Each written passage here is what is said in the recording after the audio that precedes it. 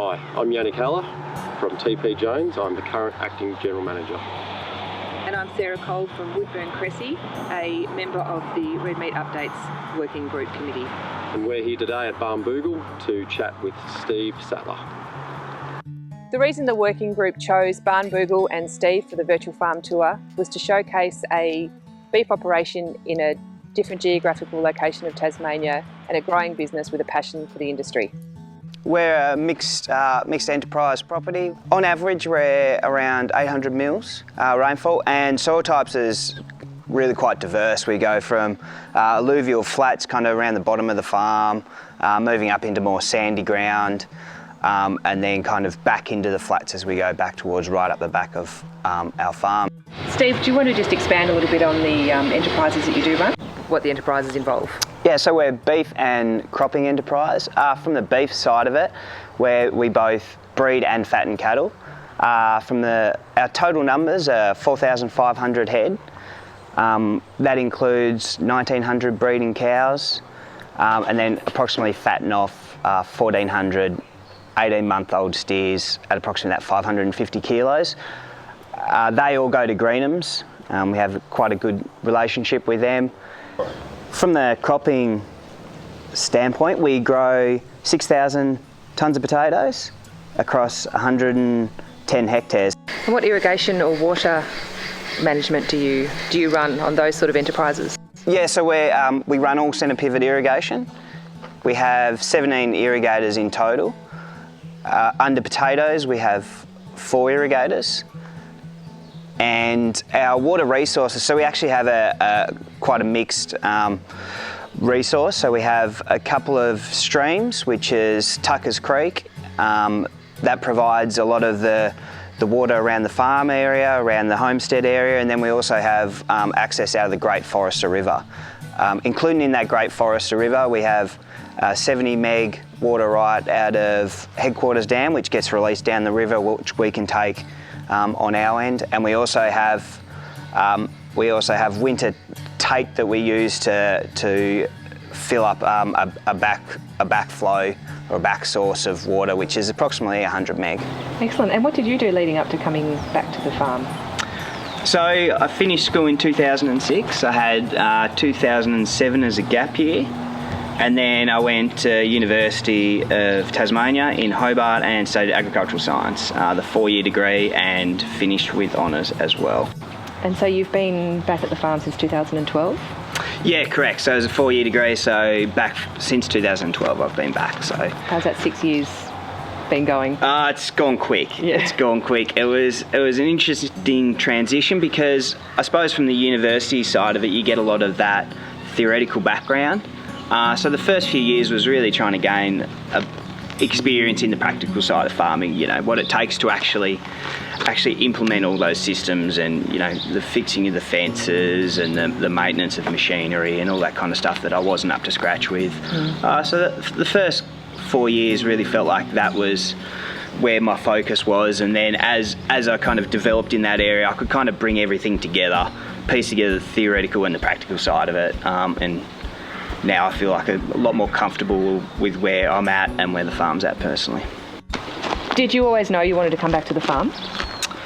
Yeah, definitely. So I remember sitting down with my father, like kind of as we were finishing school and kind of discussing where it might go in the future, and he kind of threw the idea of ag science up there as kind of the best path forward, because I think agriculture, you really do need that scientific background to get a really good grasp of how to run a good business. And so because we have a few other types of businesses as well, I thought the people management side of that you also get from the farm, and all the other aspects you could kind of learn as we kind of move forward, like naturally progression, but really to get the science, the hard science, I think was absolutely critical. So Steve, everyone wants to know about succession. I think we're all dealing with succession at some point in our businesses. Do you want to touch a little bit on how the process is evolving?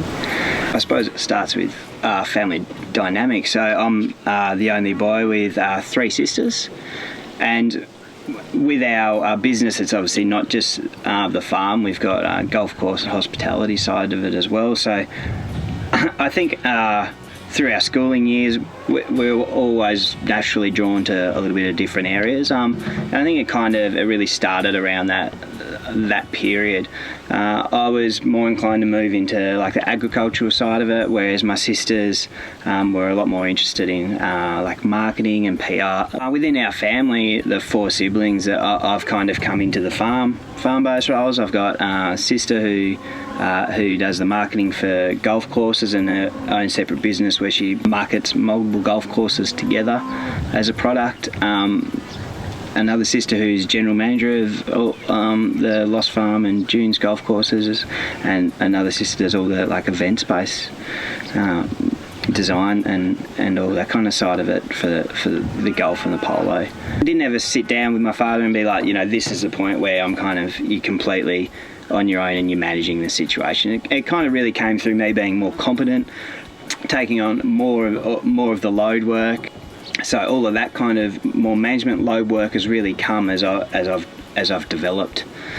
How I see it going forward, I would say naturally it'll just keep moving in the way.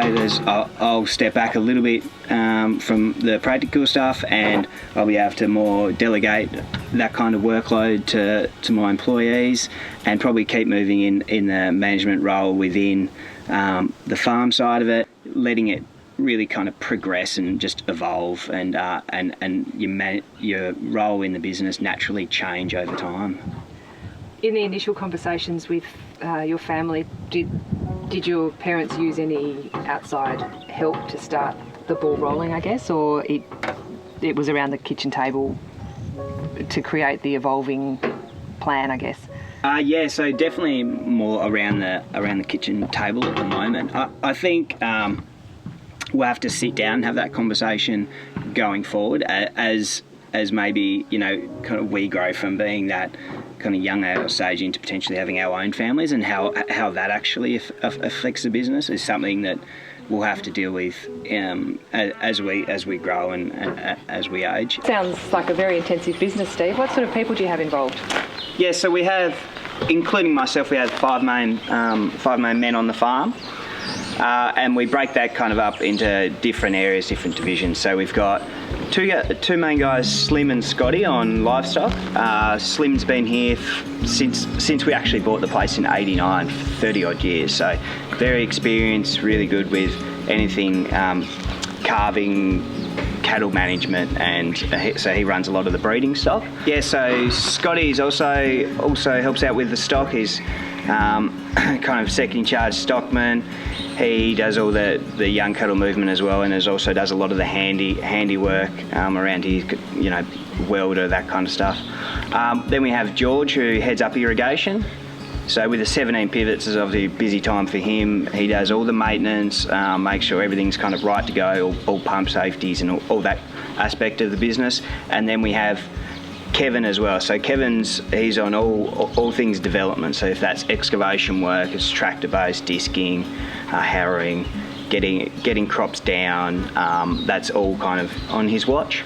And then there's myself, making sure everything's running smoothly. I take the most hands-on approach with the younger stock, all pasture rotations, what needs to be irrigated, what stage the spuds are up to, so all the kind of overview of it I run myself. And then my father's involved as well, and we'll be chatting constantly about different projects that we want on the farm, what do we want to achieve, where we think everything's headed, and all that management side of the business.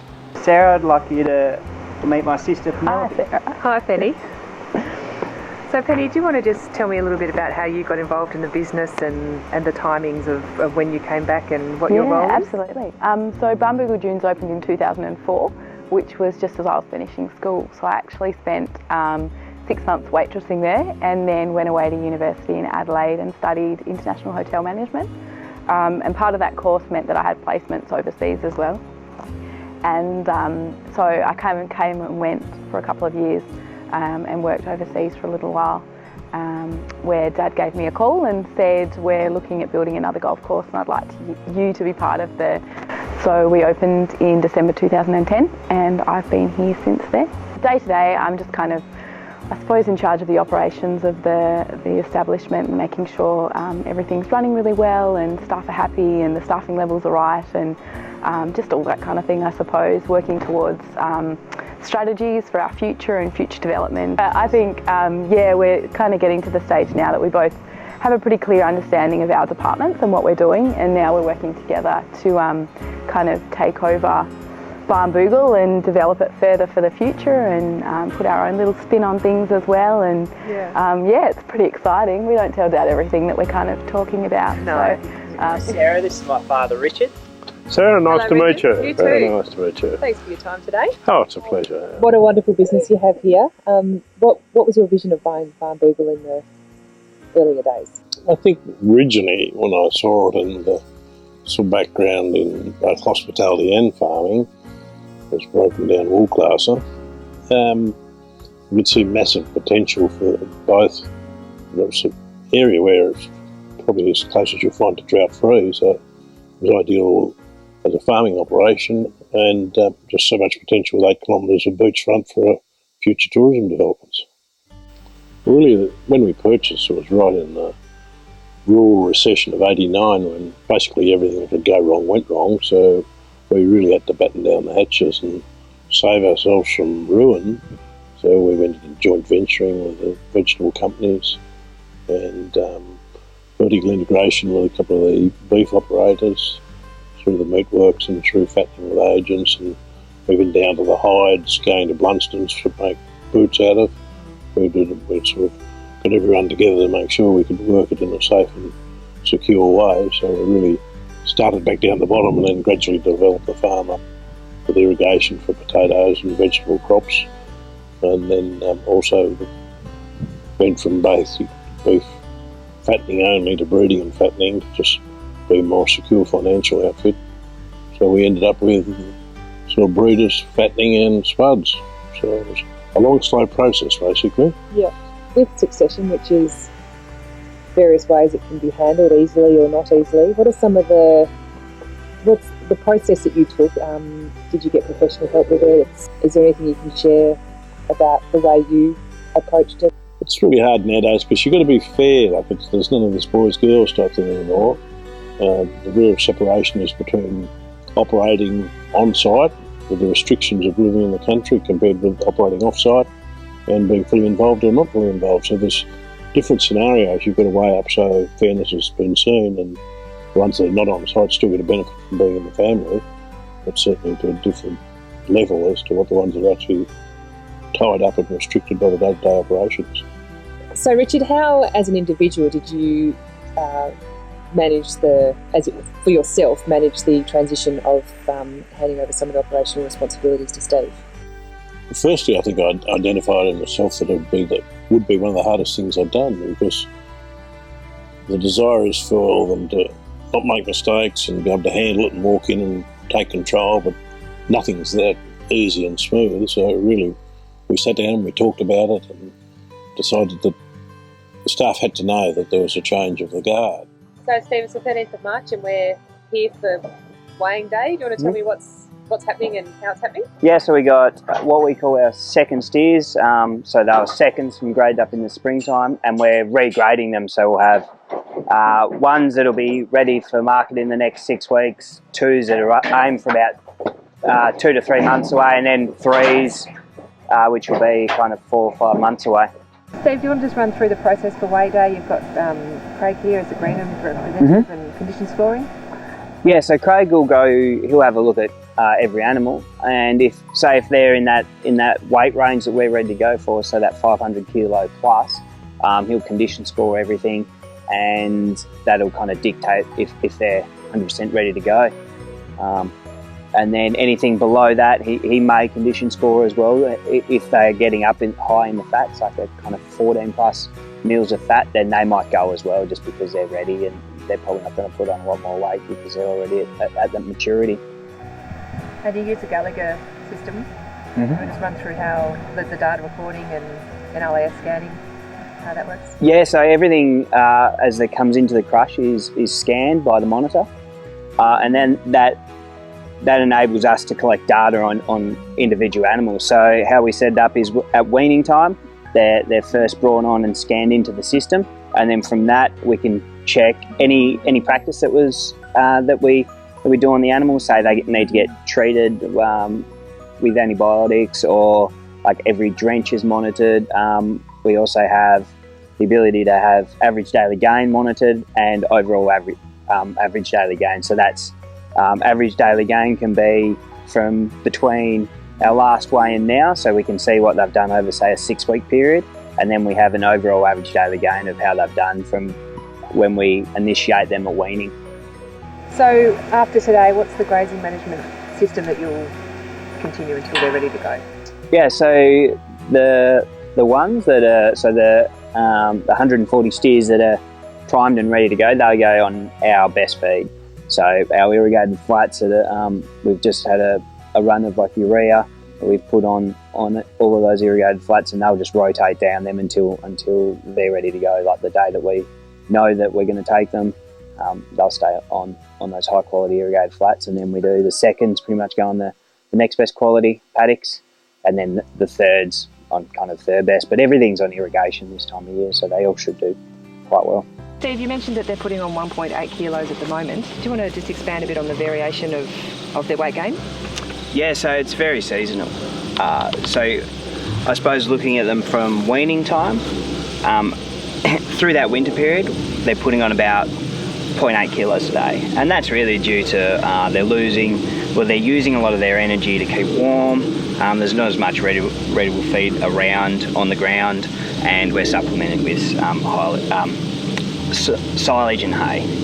And then we kind of move into the spring where they're back to probably doing that 1.8 kilos, where there's copious amounts of feed on the ground, high quality ryegrasses and clovers. The temperature's perfect, so they're spending a lot of time eating, they're not spending a lot of time trying to find shade. And that's that 1.8 kilos a day. Then we kind of rotate into the peak summer period, and that'll move back down again. So that'll go back down to like your 1.2 kilos a day.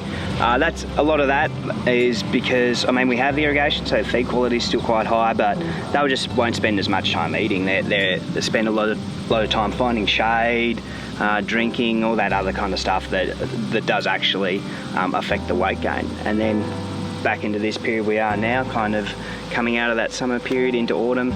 A lot of feed ahead of them. Cooling down a bit, we'll expect to get back up to that 1.8 kilos a day. So in total, it works out to be a kilo a day we're averaging at the moment throughout their kind of from weaning right through to when we sell, so like nearly a 12-month period. And have you made many changes to the handling system since you've come home? So we implemented a race that is now adjustable, so we've got pins and adjustable boards, so we can bring that gap in or out depending on the size of the animal, because as you know, a lot of animals they like to have that contact which calms them down and relaxes them a little bit, so we try and do that just to improve handling and animal stress. So Craig, you've had a long relationship with Barnbougle. Do you want to just have a bit of a chat with Richard and Steve about years gone by? In the years gone by, it's been 25 years we've been together working through when Richard moved up here, and as we've developed the herd over the years, and with classing and buying better bulls and just working to getting better females, and where we are today and increasing the numbers to where Richard and Steve want to go.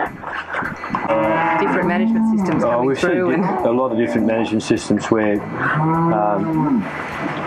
one of the biggest ones that's come into our system now is the index system, our index payment system at Graham's, and now it's leading money towards Stephen to work on his selection of bulls to hit those targets, and he's already started to do that with a few new purchases, and we're just looking at getting the cattle better at a younger age with more conditioning.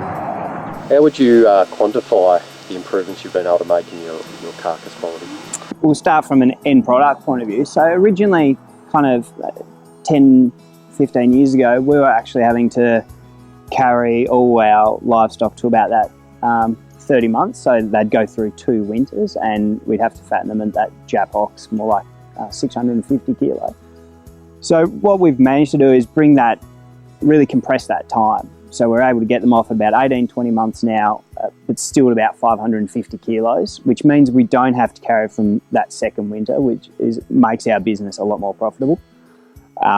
That enables us to carry a lot more younger stock because we're able to get everything off that extra 10 months compared to what we previously were. So that's really a mixture of, we've improved our genetics of our animals, really focused on that. Last couple of years we've really pushed bull buying, trying to make some really good improvements from a genetic standpoint. Grazing practices we've worked really hard on.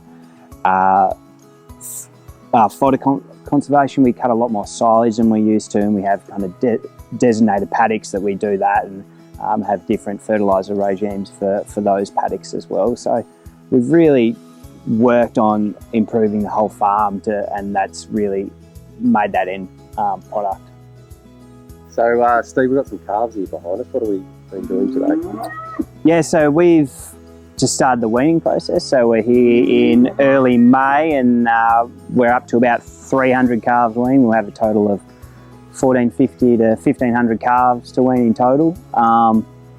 So these guys will be in here. We got them in on Monday. They'll be here till Wednesday, which we'll needle them with a long active drench, mould him in, and a 5-in-1 vaccination. They'll come back in a few weeks' time and get a bolster vaccination, and also we'll split them up in steers and heifers at that time as well. So when we bring them back in for the booster vaccination in a month's time, we'll also initiate them into our computer systems. So that involves just running them over the scales, weighing them, and then from then on we can monitor their weight right through till selling day. Okay, Steve, earlier we were talking about your calves and the genetics involved in that kind of stuff. Talk a bit about how you select your bulls and your cows when it comes to that.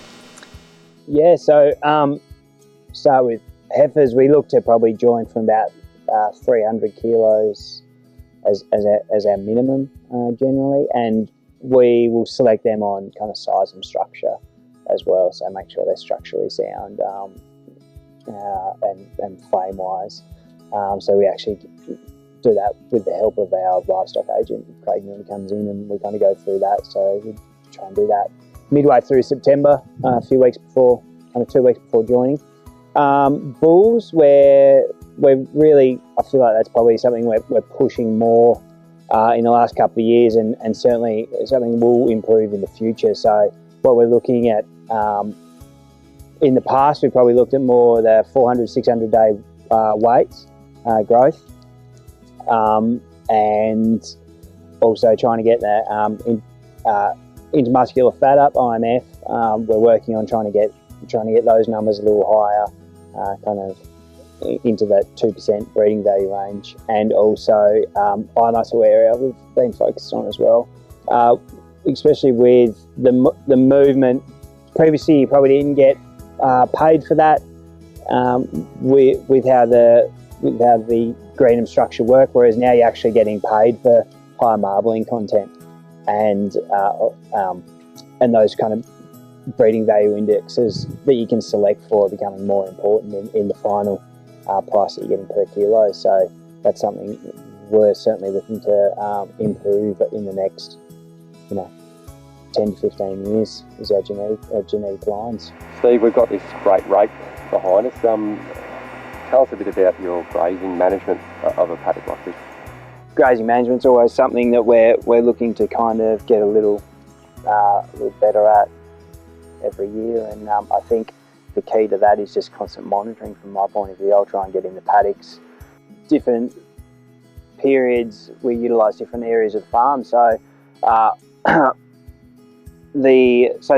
for example, with our calves, like we just said, we try and get them off the lower river flats. So in that autumn break, early autumn type thing, I'll try and work on a few of these really sandier soils, like for example another area, more of a sandy soil, I direct drilled just an annual barbera in there, aiming for the same thing, to try and get them off those wet flats in winter, trying to get them on some high, dry ground, and also have some good quality feed, just really for that peak 6-week period, kind of from July right into August, and then we can kind of give. It enables us to, one, help the calves, but also two, it helps those river flats from being over compacted. So we're always looking at those type of issues as well.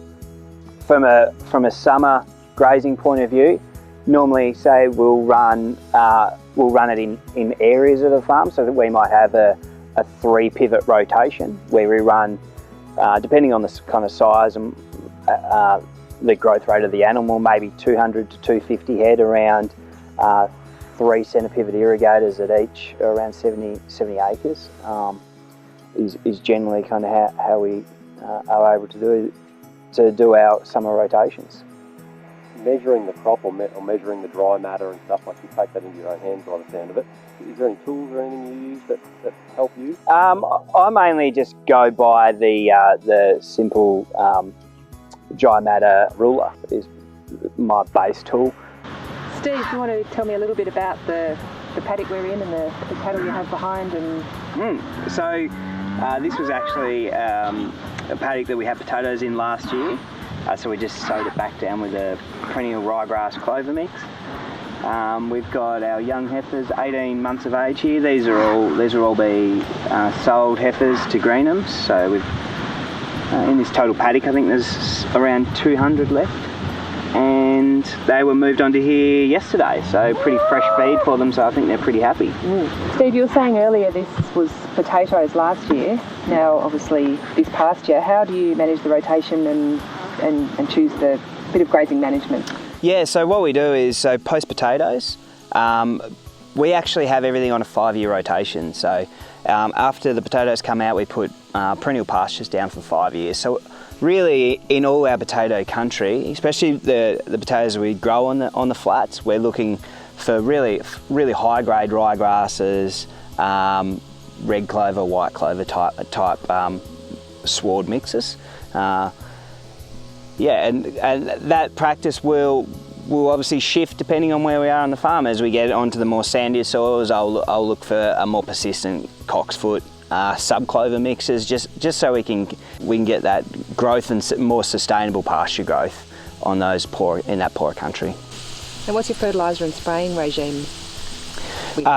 Yeah, so fertiliser, we'll do soil tests at least yearly. Maybe biannually in kind of late summer, and then we'll do one in spring as well, and we'll fertilise it to what the numbers are kind of telling us. So also, if we want to get more growth coming into our winter months, we'll start using a bit of a urea application in this coming period. So as over the next kind of 3 months, a lot of our irrigated flats will come in and put 65 kilograms to the hectare of urea on, just to give it that little bit more growth coming into those winter periods where you're starting to lose a little bit of strength.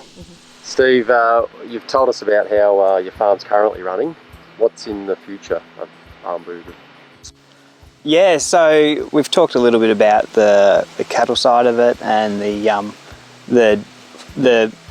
land that we're currently developing. So really the next kind of 5 to 10 years is really continuing that development work, so we can have a greater amount of productive acreage on the property. So that's what we're currently moving towards, and within that, so we want to push our total cattle numbers up a little bit to around that 2,200 potentially head of cows, which would be more fattening off, 1,800 young calves a year, getting to around those numbers. So yeah, that's our main farm side of the plan, but we're also looking at continually pushing our genetics, working on kind of mature cow weights, growth rates in all our young stock as well. From a production point of view, looking to kind of increase total dry matter per area as well through better practices, whether that be grazing or fertiliser or any of those advantages that we can kind of we can get out of implementing better practices. Well, thank you, Steve. And thank it's you been very an absolute much. pleasure. Great farm, and yeah, really appreciate you showing us around. Not a problem at all. Thank you, Sarah. Steve. Cheers. It's been a great tour, just seeing how passionate your family is and the development that you've done to Barnbougle Farm. It's been a really great tour. Thanks for taking the time. Thank you.